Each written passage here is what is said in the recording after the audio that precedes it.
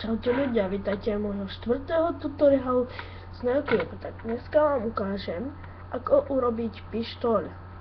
Tak, najprv si urobíme tento tu, ako keby ešte tú šnúru z toho. A takto si to spojíme, konce. Ten takto. Zase tie konce.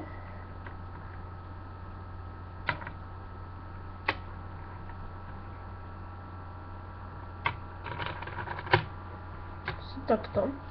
Rozdělíme si to takhle spolku.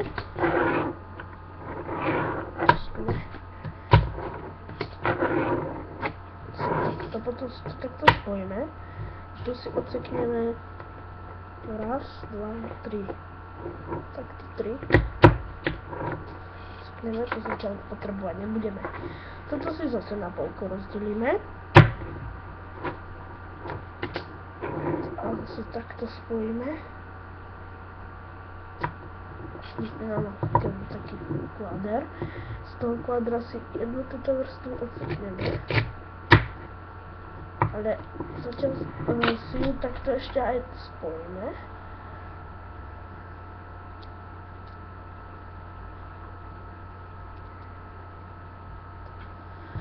A dáme ju na tento spod.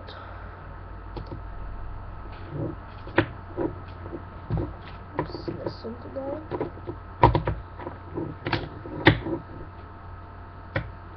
Tak. Je nám ako keby, neviem, ako keby nejaké pofiderné elko. Tak, z toho, čo sme si predtým odsekli, to rozoberieme. A odobereme si 8 guličiek. Z tých ostávajúcich si spravíme ten kváder. Čiže toto. To si pripojíme ku tejto ručke. Tak. A z týchto 8 si zase zoberieme 4. A dáme to niekde sem, asi takto. Asi takto nejako. Z týchto 4, čo nám zostali, si budeme brať postupne po jednej. No dáme sem. To.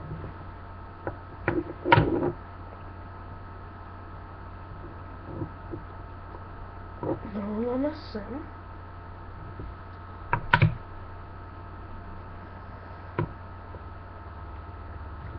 Tretiu a štvrtú dáme sem. Vyzerá to ako normálna pištoľ. Také trošku krivé mieritko, no nevadí. Si to môžete potom dorobiť. Nejako. A to je všetko z tohto.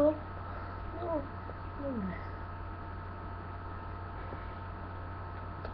Tak čus!